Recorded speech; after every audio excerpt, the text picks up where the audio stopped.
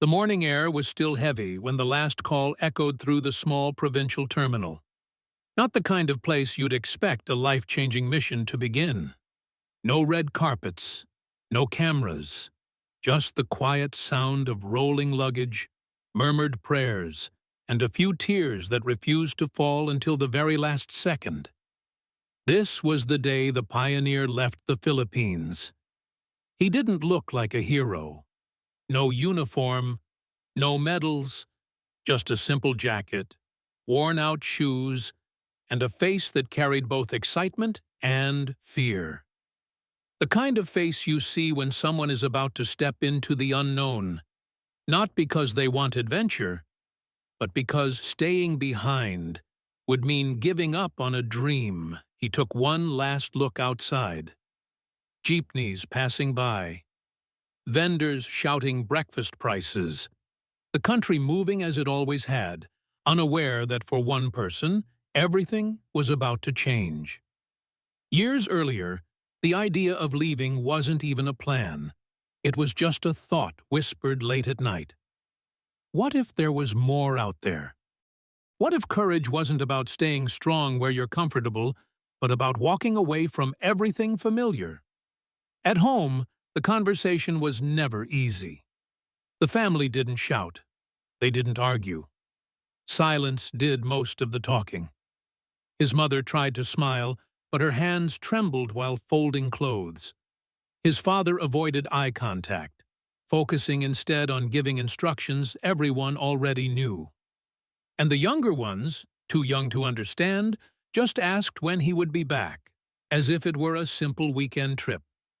No one talked about fear directly. In Filipino families, fear is often hidden behind jokes, behind food, behind reminders to eat well and sleep enough. But it was there, heavy, real. The mission wasn't announced on social media. No dramatic farewell posts. This wasn't about clout. This was about survival, about responsibility, about carrying not just a suitcase, but the expectations of everyone left behind. At the airport, time moved strangely, too fast and too slow at the same time. Every announcement felt like a countdown. Every step toward the gate felt heavier than the last. He hugged his mother longer than planned. She whispered a prayer, pressing a small rosary into his hand. "Para sa'yo," she said. "For you." He nodded, unable to speak. Words would have broken him. This wasn't just leaving a country. This was leaving a version of himself behind. The one who laughed freely. The one who knew exactly where he belonged. The plane took off quietly. Below, the islands slowly faded into clouds. And just like that, the Philippines became a memory carried inside his chest. The first days abroad were not cinematic. No triumphant music. Just cold air, unfamiliar streets, and a language that felt like a wall. He learned quickly that bravery doesn't always feel brave. Sometimes it feels lonely. Sometimes it feels like doubt. There were nights he questioned everything. Nights when he replayed the goodbye over and over. Nights when success felt impossibly far away. But quitting was never an option.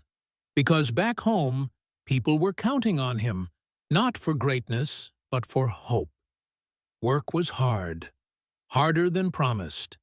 The hours were long, the mistakes were unforgiving, and there were moments when being Filipino meant being underestimated, when his accent invited skepticism, when his size or background made people doubt his ability. But pioneers don't turn back at the first obstacle. He showed up early, stayed late, learned faster than expected, failed quietly, improved loudly. Every small win became fuel. Every insult became motivation. Slowly, something changed. Not around him, but within him. He stopped apologizing for his presence. He stopped shrinking himself. He realized that being a pioneer didn't mean being fearless. It meant moving forward despite fear. Back in the Philippines, life continued. Birthdays passed. Typhoons came and went. New stories were told without him. Video calls replaced family dinners. Screens replaced hugs. Yet every remittance sent home carried more than money.